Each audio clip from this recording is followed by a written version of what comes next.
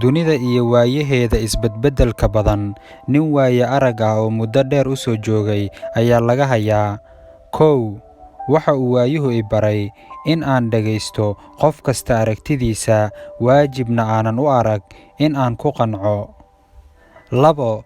Waxa uu waayuhu i baray in ilmada ama oohintu nafta raaxo geliso, nafsadana ka fududayso culayska, laakiin aan iska jiro in ilmadayda ay aragto cid ama cillad ka dhigi karta. 3. Waxa uu waayuhu i baray inaanan ku talax tegin farxadda iyo murugada midna, waayo duruufaha adduun waxay isku beddelaan sida harka ama hooska, qofna ma oga waxa ku soo maqan. 4. Waxa uu waayuhu i baray in haddii caqligu hadli waayo, ay buuq iyo muran kaalintiisa buuxiyaan. 5. Waxa uu waayuhu i baray inaan qaado mas'uuliyadda culays kasta oo ay leedahay, waase haddii ay tahay mid doonistayda iyo xorriyaddayda ku soconaysa. 6.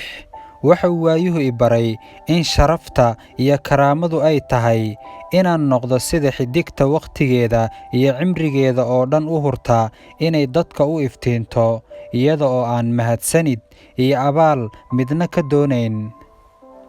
7. Waxa uu waayuhu i baray in awoodda kor loogu kaco iyo tan hoos loogu dhacaba ay carabka ku hoos aasan tahay. Waxaannu ka soo xiganay Al-Ustaad Cabdulaahi Nuur Colombo. Haddaba saaxiibayaal, haddaan sharaxaad kooban ka bixinno waxyaabaha aan ka baran karno, tan koowaad waxay iftiiminaysaa inuu ninkaasi ahaa qof tawaaduc leh, qadariya oo ixtiraama aragtiyaha dadka kale.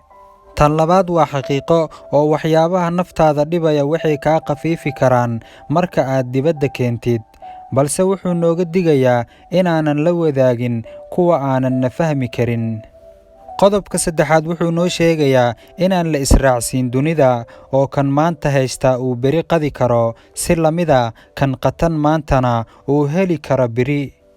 Midka afaraad wuxuu leeyahay haddii ay dadku garashadooda ka shaqaysiin waayaan, wuxuu wakhtigu kaga lumayaa wax aan macno lahayn. Kan shanaad wuxuu noo caddaynayaa inay habboon tahay inuu qofku ka joogsado inuu mas'uuliyad qaado haddaanu u madax bannaanayn go'aamadiisa, waana nacasnimo in laguu meeriyo tallaabooyinkaaga. Qodobka lixaad wuxuu hoosta ka xariiqayaa inay tahay inuu qofku u qabto shaqooyinka Ilaahay dartii oo aysan ka ahayn ha lagaa sheego, oo aan bilad ama mahadcelin ka sugayn dadka. Halka kan toddobaad uu noogu dardaarmay ninkaas waayo-joogga ahaa inaan iska hubinno, ka baaraandegno, oo aan aad uga taxadarno hadallada aan sheegayno. Waxaan rajaynayaa inaad ka bogateen. Inoo soo qor qodobka aadka kuu cajabiyey, asxaabta kale u faa'iideeya, oo muuqaalka hadda inoo sheer gareeya.